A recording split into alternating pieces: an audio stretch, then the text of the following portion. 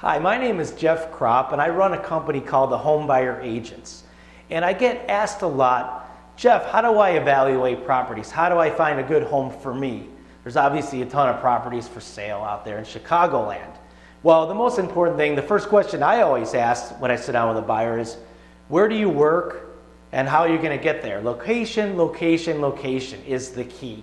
You want to make sure you have access to transit and walkability for schools, grocery stores, churches, nightlife, maybe the L train, the highway, the lakefront. If you're a big outdoors person, you jog, you just enjoy the lake. You want to kind of have a rough idea how far you might want to be from the lake. Obviously, where do your friends and family live? You want to be close to them or have a way to get to them pretty easily. Beyond that, the location, you want to know how many bedrooms do you need? For yourself, do you have children? Do you need a home office? Will guests be staying with you? Is the mother-in-law going to be staying with you every weekend?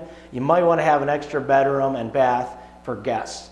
Along those same lines, bathrooms. How many bathrooms do you need? If you have a half bath, is it easy for your guests to get to without going through your bedroom, for example? Another question might be square footage.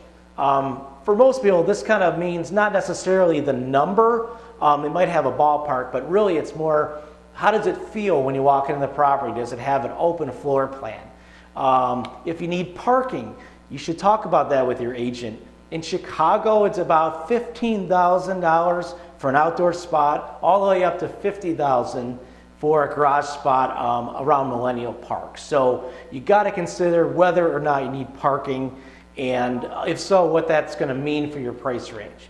Type of property. Some clients sit down with me, they have no idea what they can get for their money. They want a single family home, but maybe a condominium is more realistic.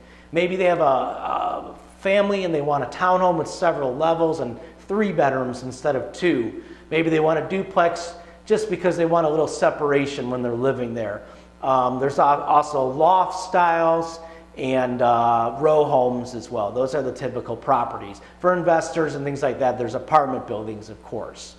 So when you sit down with me or any buyer agent, we're going to help you determine what is realistic. And that's really the most important thing about your meeting with the agent. You're going to look at the average and the median asking and sold prices for the last 6 months. And you're going to look at the supply and demand.